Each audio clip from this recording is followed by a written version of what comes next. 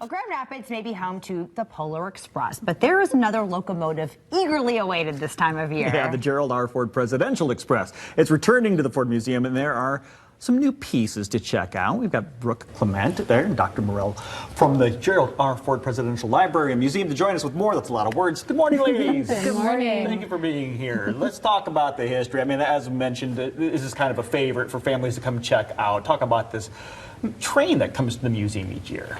Yeah, so every year we're always really excited to welcome the Gerald R. Ford Presidential Express. We first got the train in 2018. It was originally at the Breton Village Mall, and when they no longer had a space for it, we thought this would be a really great addition to the museum. So over the years we've been adding different elements, different buildings and things that really speak to Gerald Ford's Grand Rapids and his history. So we're really excited to share it with the public. So let's talk about some of the things that people can check out and see, the new and different, and all of the landmarks that are familiar to us.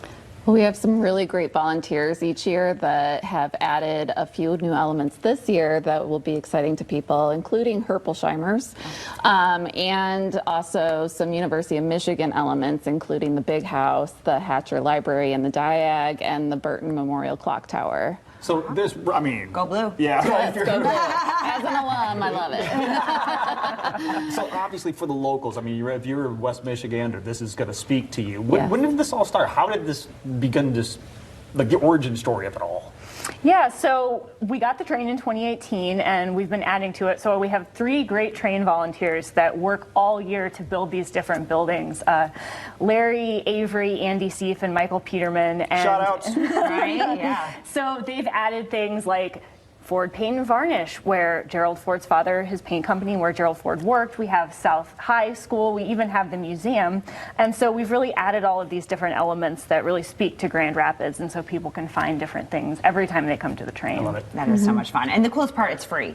Right. Right? Right. Yeah. If you come, it's in our lobby. You can come and it's free of charge. Wonderful. Just going to experience that now while we're there. Because obviously people love to come see the train, but that Betty Blip is still going on. Can you speak to that for those who may not know? Yes, we have a showcase exhibit, the Betty Blip, Betty Ford's fight against breast cancer, that explores her 1974 diagnosis and how her openness and candor with her experiences with breast cancer, her treatment and recovery, changed how people in the United States talked about breast cancer, creating the Betty Blip, where many more women were going in to get preventative screenings. So we've got that small exhibit open, and we also have our major exhibit, Ford at 50, Decisions That Defined a Presidency, open as well, and that looks at some of the difficult decisions that Ford made in office, ranging from his pardon of Richard Nixon to attending the Helsinki Accord. So some really exciting things that people can see at the museum. Yeah, I mean, it's a perfect time to come. You got family in town. I mean, what better way to get everybody out and about, explore some history, come see the train, and do all the things, right? Right. And I will say that our museum staff this year knocked it out of the park in terms of holiday decorating. Our cabinet room reproduction is all decked out. So we're really excited to share that with the So glad you community. said that, because when you sit in the office, the first thing I think of in the museum is the cabinet room, is that room, because there's no other place that makes you feel like you were actually there. So I love that museum. So this is included, the train right there. How do people get to the museum, your hours, all the basics? Well, come check out our website, fordlibrarymuseum.gov. You can buy tickets there. The exhibits that Morell was talking about just recently, those are not free, but the train is free.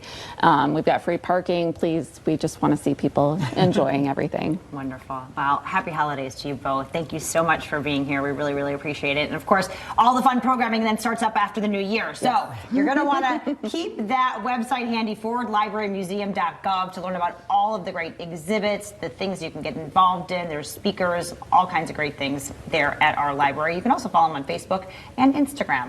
We'll be right back.